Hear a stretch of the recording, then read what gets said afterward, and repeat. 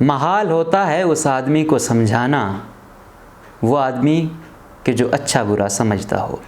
अस्सलाम वालेकुम, मुझे कहते हैं मकबूल जाफ़र, आप देख रहे हैं डेली तालिब। वैसे तो बलूचिस्तान हमारा जो कौमी मीडिया है, जो मेन स्ट्रीम मीडिया है, उसकी ज़ीनत तभी बनता है जब यहाँ या उनको ताकतवर हलकों की डिक्टेशन हो या कोई धमाका हो जाए या फिर किसी के इशारों पर हुकूमत की तब्दीली हो रही हो। लेकिन मुझे अफसोस उस वक़्त होता है जब सहाफ़त की बुनियाद जिसे कहा जाता है इन्वेस्टिगेटिव जर्नलिज़म, और जो ख़ुद को मारूफ़ भी इसी नाम से करवाते हैं कि तहकीकाती सहाफ़ी, और फिर अफ़गानिस्तान तक भी जाते हैं कि हम बड़े कोई कुर्बानी देकर, वो पता है अफ़गानिस्तान कौन कौन से सहाफ़ी गए, किन के आशीर्वाद से गए, एक आम जर्नलिस्ट कैसे जा सकता है और उन लोगों को कौन ले गया, ये एक अलग बहस है। आज हम बात करेंगे क्योंकि बलूचिस्तान की कि जाम कमाल साहब की जब से तब्दीली की बातें सामने आई हैं, कोई उस और उसके ख़ानदान को ये बना के पेश कर रहा है कि शायद बलूचिस्तान में कोई वाहिद वफ़ादार पाकिस्तान का है तो वो उसका ख़ानदान है, और कोई ये बनाने की कोशिश कर रहा है कि अगर कोई ईमानदार है या बलूचिस्तान का कोई आखिरी रहनुमा रह गया या थोड़ा सा अच्छा इंसान है तो वो जाम कमाल है। मैं अपनी बात को बूस्ट करने के लिए और इसको एविडेंस के साथ प्रूव करने के लिए आप कमेंट सेक्शन में 2 लिंक भी देख सकते हैं कि आज जिन 2 की मैं बात करने जा रहा हूँ, पहले भी मोस्ट सीनियर सहाफ़ी समझे जाते हैं पाकिस्तान के मुजीबुर रहमान शामी साहब, जो दुनिया न्यूज़ में प्रोग्राम करते हैं, और तो ये जो लक़ब था कि भाई जाम साहब से बड़ी उनकी अकीदत है और बड़ा वो ये पेश करते हैं कि आपके ख़ानदान की पाकिस्तान से मोहब्बत। तो भाई पाकिस्तान से तो सबकी मोहब्बत है, क्या हम नहीं करते?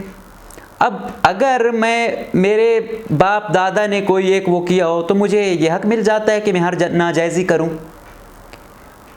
जो मेरा दिल करे मैं करूं, मेरी हर नस्ल वज़ीर आला हो, मेरे हलके में लोगों को बुनियादी सहूलियात ना हों।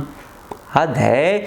बलूचिस्तान में ना ग्राउंड रियलिटी से इनकी वाकफियत है ना कुछ, कम से कम हम बड़े लोगों से जो सीनियर खुद को कहते हैं उनसे एक्सपेक्ट नहीं करते हैं।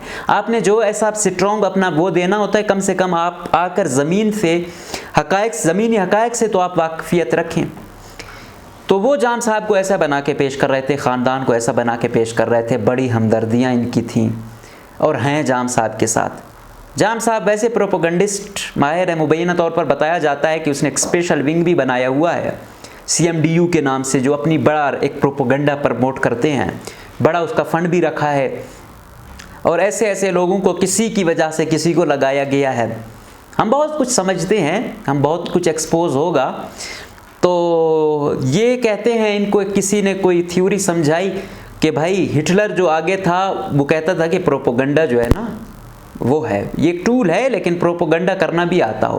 प्रोपोगंडा करना भी नाअहल लोगों का काम नहीं है, प्रोपोगंडे के लिए सबसे ज़्यादा इंटेलिजेंट बनना पड़ता है। लेकिन जाम कमाल साहब की टीम और जाम साहब सबसे बड़े नाअहल हैं, नाअहल का प्रोपोगंडा भी नाअहल ही वाला ही होगा जो और उसके लिए दर्दसर बनेगा। तो ये तमाम चीज़ें हैं। लेकिन कुछ सहाफ़ी बेचारे, एक और सीनियर सहाफ़ी इन्वेस्टिगेटिव जर्नलिस्ट हबीब अकरम साहब, उन्होंने कहा कि जाम साहब को इस वजह से हटाया जा रहा है कि हे भाई ऐसी स्कीमें थी कि बस पैसा जाता था, ग्राउंड पर कुछ नहीं था। सही है, तो क्या जाम साहब के दौर में ऐसी स्कीमें नहीं बनी, नहीं या नहीं बन रही? आप बाकियों को छोड़ें, क्वेटा में आए, क्वेटा प्रोजेक्ट में क्या नहीं हुआ? साहब का कमिश्नर जो अभी लाहौर का था, यहाँ से अब शायद दोबारा लाहौर का आया हुआ है, तो आपको पता चलेगा क्या हुआ है, कितने अरब रुपए हड़पे गए इसी दारुल हुकूमत में। जाम साहब की तीसरी चौथी नस्ल जो मुसलसल वहाँ से आ रही है, बुनियादी सहूलियात नहीं है। मौसूफ साहब, आप तो उसे ऐसा बना के पेश कर रहे हो मसीहा जो अपना हल्का नहीं ठीक कर सकता, वहाँ बुनियादी सहूलियात नहीं दे सकता। हबीब अकरम साहब वो बलूचिस्तान को खुशहाल करेगा। आप जब PSDP की जो आप बात कर रहे थे ना, PSDP में हालिया की बात करता हूँ, बाकियों को तो आप छोड़ें, हर एक में उसको अगर आपने पढ़ा हो, आप कहते हैं आप इन्वेस्टिगेटिव जर्नलिस्ट हैं, आप देखें कि CM के हल्के में कितना फंड गया, फाइनेंस मिनिस्टर के उसमें कितना गया, CNW वाले के उसमें कितना गया और बाकियों को कितना गया। बाकी पूरे बलूचिस्तान के आप साइड लाइन पर रखें, और इन 3 के हल्के आप देखें और इनमें भी एक अब इनसे नाराज़ है और उन्होंने आपको आर्गूमेंट किया हुआ था कि भाई मैं फाइनेंस मिनिस्टर था, मुझे पता है कितना इसने काम किया है। तो इससे बड़ी मैं आपको क्या दलील दूं मौसूफ साहब। अपनी इन्वेस्टिगेटिव जर्नलिज्म ज़रा ग्राउंड रियलिटी से वाकफियत रखें। पता नहीं कैसे सर्वे आप करते हैं, पता नहीं कहाँ से आपकी तहकीक होती है, कौन है आपके सोर्स, आपकी टीम कौन सी है जो आप इतना गलत आपको गुमराह करती है। बाकी माशाल्लाह से यहाँ के जो मोस्टली जो ब्यूरो चीफ साहबान हैं दूसरे सूबों में या मुल्कों में उनको लगाया जाता है जो ब्यूरो चीफ जो बड़ा एक्टिव हो, बड़ा उसका जो है ना माइंड वसी हो। यहाँ ब्यूरो चीफ साहबान भी ऐसे हैं, किसी ने भाई को डीजी लगवाना होता है, किसी ने बेटे को ठेका दिलवाना होता है, किसी ने चुप रहना होता है।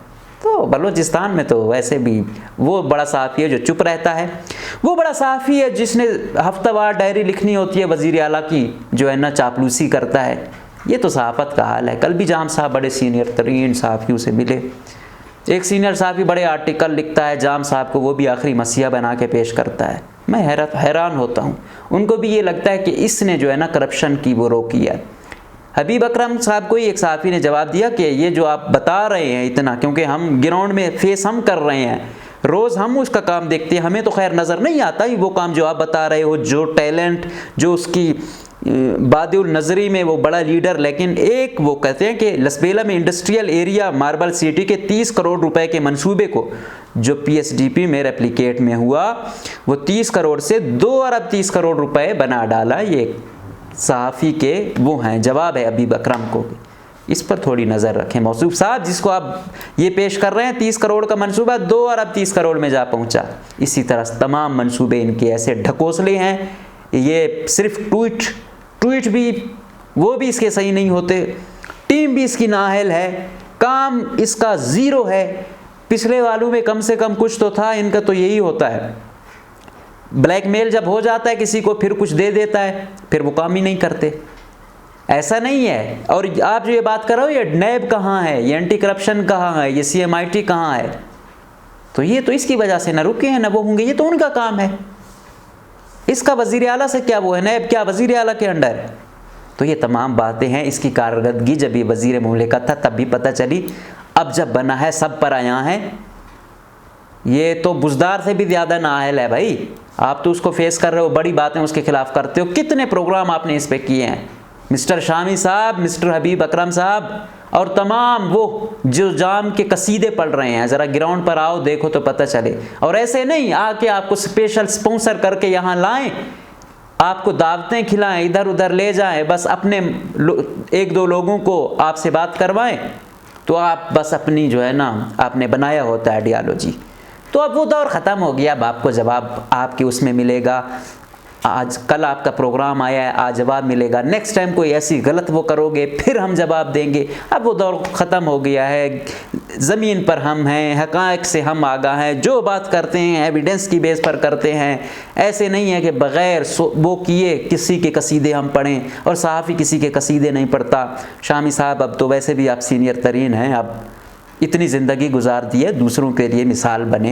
हबीब अकरम साहब अपनी इन्वेस्टिगेशन ज़रा इम्प्रूव करें, और तमाम लोग जो कसीदे पढ़ रहे हैं तो ज़मीनी हक़ाइक़ देखें, थोड़ी पीएसडीपी को पढ़ा करें, थोड़े मंसूबे देखें, थोड़े एक एक्सीडेंट देखें, लोगों की birth rate ratio, death ratio, life expectancy, ये तमाम चीज़ें देखें, उसके बाद थोड़ा सा वो करें, तब इंसान कुछ कहे भी।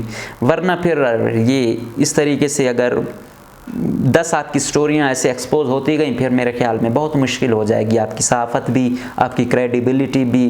तो इसलिए जो बात करते हैं ज़मीनी हक़ाइक़ को, और कोशिश ये किया करें जो वहाँ ग्राउंड पर मौजूद हो उसको सुने। आपके नुमाइंदे यहाँ पर हैं, आप उनसे वो करें। वो भी कोई इतने कसीदे पढ़ने वालों में ही हैं, लेकिन कम से कम उनसे तो पता करें कि क्या हो रहा है।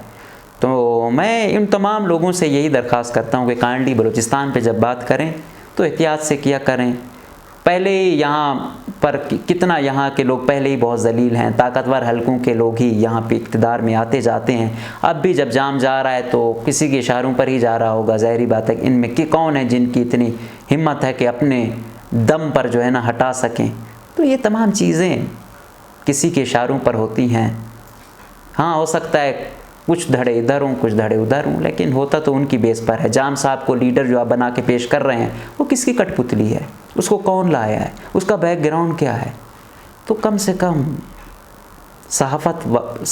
कम से कम सहाफ़ी बनकर ये ना करें, सरकारी मुलाजिम बन के PRO बनकर करें। बदकिस्मती से यहाँ बलूचिस्तान में भी अक्सर सहाफ़ी हैं, वो अक्सर हैं या PRO या सरकारी नौकरी किसी के, लेकिन वो सहाफ़ी बने हुए हैं। तो वहाँ भी ऐसा ही है। तो कम से कम वहाँ बैठ के फिर अगर बलूचिस्तान की आपने बात करनी होती है तो फिर थोड़ी सी रियलिस्टिक, मैं कहता हूँ कि कम से कम 40%, 30% ही सच बोला करें, वरना फिर हम मजबूर हो जाएंगे आपको जवाब देने के लिए।